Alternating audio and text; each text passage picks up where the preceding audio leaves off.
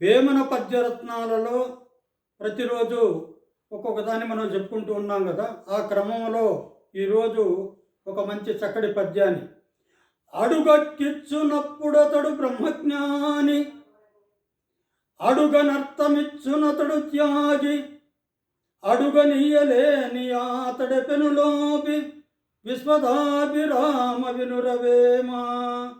అంటే దానాన్ని గురించి చెప్తున్నాడు.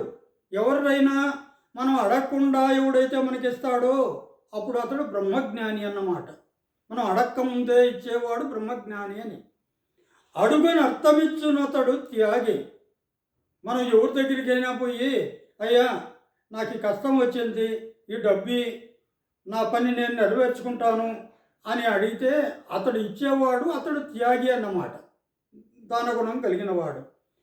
అడుగనియ్యలేని అతడి పెనులోపి, వాడి దగ్గర దండిగా డబ్బున్నా వాడి దగ్గరికి పోయి మనం అడిగినా అతడు ఎవరైతే ఇవ్వరో అతడే గొప్ప లోభి, విశ్వదాభిరామ వినురవేమ అని ఒక మంచి పద్యం చెప్పాడు. మరి త్యాగ గుణాన్ని కలిగి ఉండాలని మనం ఈ పద్యం ద్వారా తెలుసుకోవాలి అని. హరి ఓం తత్సత్.